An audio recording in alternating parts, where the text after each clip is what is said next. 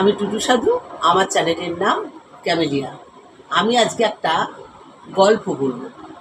এই গল্পটা হচ্ছে যে জমিদার, গ্রামের যে জমিদার, সে জমিদারি নিয়ে তার জমিদারি নিয়ে থাকে, সুখ স্বাচ্ছন্দ্যে সে দিন পার করে এবং প্রজাদের নিয়ে থাকে। হঠাৎ হিমালয় থেকে একজন সাধু আসেন এবং সবাইকে একটা জায়গায়, জঙ্গলের মধ্যে একটা কুটির তৈরি করে সেখানের মধ্যে উনি থাকেন এবং উনি সারা মানে জমিদারের রাজ্যে সবাইকে উনি দীক্ষা দেন এবং ওনার শিষ্যত্ব গ্রহণ করেন। এবং সবাই হঠাৎ জমিদার বাবুরও মনে মনে হলো যে আমিও তো, সবাই যদি, আমার গ্রামের সব লোকেরা যদি জমিদারি সমস্ত কিছু করে যদি দীক্ষা নেয়, তাহলে আমি জমিদার হয়ে কেন নিতে পারি না। তো উনিও এলেন। তো তখন সাধু বাবা বলল কি যে দেখো জমিদার বাবু, তোমার এটা খুব কঠিন কাজ, এটা তুমি করতে পারবে না। তার কারণ হচ্ছে, তুমি এটা করতে পারবে না তার কারণ তুমি আরামে আয়েসে থাকো, তুমি কি এত কষ্ট করতে পারবে? জমিদার বলল, হ্যাঁ আমি পারবো গুরুদেব, আমি পারবো। বলে ঠিক আছে, তাহলে তুমি আগামীকাল তুমি দুটো কৌপিন নিয়ে, আর তুমি একদম একটা কৌপিন পরিধান করে, আর তুমি নদীতে স্নান করে শুদ্ধ কৌপিন পরে তুমি আসবে, আমি তোমাকে দীক্ষা দেবো, তোমাকে শিষ্যত্ব, আমি শিষ্যত্ব তোমার গ্রহণ করব। বললো ঠিক আছে। বলে পরের দিনে গুরুদেবের কাছে জমিদার বাবু এলেন। এসে পরে ওই স্নান টান করে নতুন কৌপিন পরে, আর মানে তার শুধু নিয়ে আসার মধ্যে একটা গামছা আর দুটো কৌপিন, এই শুধু ওই এর মধ্যে থাকবে, আর দুটো মাটির কলসি যাতে একটু জল খাবে, মানে এরকম একটা বাবা সর্বস্ব ত্যাগ করে তাকে এই গুরুদেবের দীক্ষা নিতে হলো। তারপরে উনি থাকেন। বলে দেখো, তোমাকে আমি গুরুমন্ত্র দিলাম, তুমি এক মনে কিন্তু তুমি এটা পালন করবে, এক মনে তুমি ভগবানের নাম করবে, এবং ঠিক কাটায় 1 বছর বাদে আমি আসব, তোমার সিদ্ধিলাভ হয়ে গেলে আমি তোমাকে আবার শিষ্যত্ব গ্রহণ করে নেব। বললো ঠিক আছে। করে জমিদার বাবু থাকে। জমিদার বাবু থাকতে থাকতে জমিদার বাবু স্নান টান করে প্রত্যেকটা দিন উনি করেন, ঠাকুরের জপ করে, সব কিছু করে। এরপর হঠাৎ দেখছে যে ইঁদুরে একদিন দেখে স্নান করে এসে ইঁদুরে তার কৌপিন কেটে দিয়েছে। সে স্নান করে এসে কিছু আর পরতে পারেনি, কি করবে, তার কৌপিন ইঁদুরে কেটে দিয়েছে। তখন সবাই কি করলো, সবাই মিলে গ্রামের লোকেরা বললো, জমিদার বাবু আপনি ইঁদুরে কৌপিন কেটে দিচ্ছে, আপনি পড়তে পারছেন না, এত বিপদে পড়েছেন, আপনি একটা বেড়াল পুষুন, আমরা একটা বেড়াল আপনাকে দিয়ে যাব, তাহলে বেড়াল ইঁদুর কে খেয়ে নেবে আর আপনার কৌপিনের সমস্যাও মিটে যাবে। করে একটা গ্রামবাসীরা একটা বেড়াল দিয়ে গেল। এবার বেড়াল থাকে, বেড়াল থাকতে থাকতে বেড়াল কি খাবে, এই একটা সমস্যা এসে দাঁড়ালো। আচ্ছা, কৌপিন আর কাটে না, বেড়ালের ভয়ে আর ইঁদুরও আসে না, তা বেড়াল কি খাবে? তখন দেশ রাজ্যবাসীরা বলল কি যে দেখুন জমিদার বাবু, আপনি এক কাজ করুন, এই বেড়ালের জন্য দুধের দরকার, তাহলে দুধ কি হবে? তারপরে একজন গোয়ালিনী ছিল, তার অনেকগুলো গরু ছিল, বললে আমি একটা গরু দান করব, হ্যাঁ আপনাকে একটা গরু বাছুর শুদ্ধ, মানে সদ্য বাছুর শুদ্ধ আমি দেবো, তাহলে সেখানে দুধ হবে, আর সেই দুধ বেড়ালে খাবে। বলে একটা বেড়াল গরু দিয়ে গেল।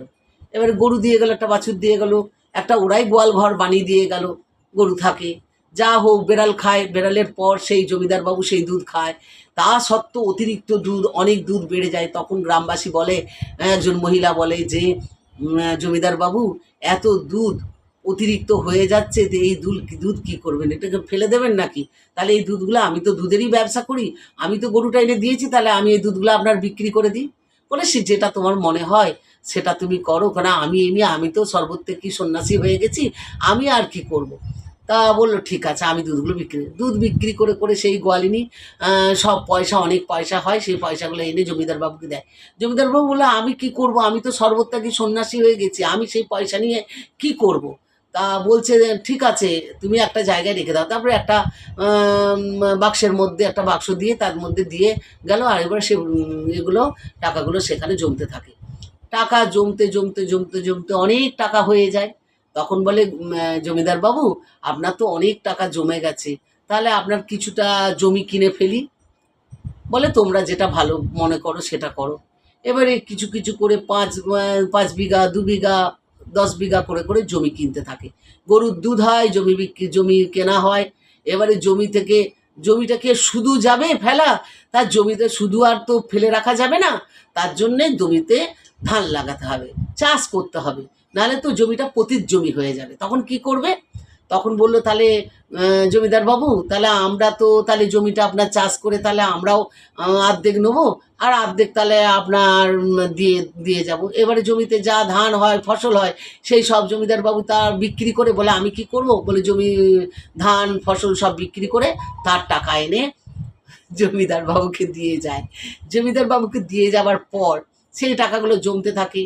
তখন ওই যে গ্রামবাসীরা যারা জমি কিনে দিয়েছিল তারা বললে অনেক টাকা এক্সেস হয়ে গেছে, কি হবে? বলে তাহলে আরও জমি কেনা হোক। এমনি করে করে করে করে মানে জমি কিনতে কিনতে প্রচুর জমি হয়ে যায়। এবার জমি ধান ফসল সব কিছু হতে হতে তার টাকা জমতে জমতে জমিদার বাবুর টাকা জমতে থাকে, জমিদার হয়ে যায়। এরপরে আবার আস্তে আস্তে তখন ঠিক কাটায় 1 বছর বাদে সেই গুরুদেব হিমালয় থেকে এসেছেন এবং জমিদারের খোঁজ করছেন। এবারে বললো যে আপনি এত কষ্ট করে, গ্রামবাসীরা বলে আপনি এত কষ্ট করে থাকবেন, তাহলে একটা ভালো করে বাড়ি বানানো হোক। বলে যেটা তোমাদের ইচ্ছে সেটা করো। ওরা ওটা একটা ভালো পাকা বাড়ি করে তৈরি করে বসালো। এই করতে করতে করতে করতে সে একটা ছোটোখাটো জমিদার আবার হয়ে গেল। 1 বছর বাদে যখন গুরুদেব এলো, তখন সেই গুরুদেব জমিদারের খোঁজ করতে লাগলো যে আমি এখানে একজনকে, জমিদারকে আমি একটা দীক্ষা দিয়ে গেছিলাম, সেই জমিদার কোথায়? এইখানে কুটিরে একটা দীক্ষা দিয়ে গেছিলাম। বলছে কার কথা বলছেন আমরা জানি না, তবে এখানে একজন জমিদার আছেন, তা সেই জমিদার সাথে আপনি দেখা করবেন। বললো ঠিক আছে, তাহলে আমাকে ভেতরে আগে খবর দিতে হবে। সেই এখানেও রমরমা হয়ে গেছে। তখন বলে ঠিক আছে খবর দাও। খবর দিল। ভেতরে গিয়ে দেখে সেই জমিদার। বলে কি ব্যাপার, আমি তোমাকে দীক্ষা দিয়ে গেলাম শরবত থেকে সন্ন্যাসী করে, আর তুমি 1 বছরের মধ্যে এটা কি হলো? তখন বলল গুরুদেব, আমার কোনো দোষ নেই, সবই কৌপিনের জন্য। বলে মানেটা কি বুঝতে পারলাম না। বলে সবই তখন ঘটনাটা ইঁদুরের কৌপিন ছিঁড়ে দেওয়ার থেকে, এই কেটে ফেলার থেকে, একদম গরু বেড়াল, বেড়ালের পর গরু, তারপরে জমি, এই ঘটনাটা সবটা বললো। বললে যাও, তোমাকে আমি বলেছিলাম না তুমি পারবে না, দেখলে তো, এই দেখো, তাহলে তুমি আবার জমিদার বনে গেছো। যাও আবার এই জমিদারি ছেড়ে দাও, এই বাড়ি ছেড়ে দাও, আবার গ্রামে আবার একটা জঙ্গলের মধ্যে কুটির করে আমি আবার দীক্ষা দিয়ে যাব, সেই দীক্ষা তুমি অক্ষরে অক্ষরে পালন করবে। এই বলে আবার ওকে দীক্ষা টিক্ষা দিয়ে গুরুদেব আবার চলে গেল। তো সবই কৌপিনের জন্য আর কি।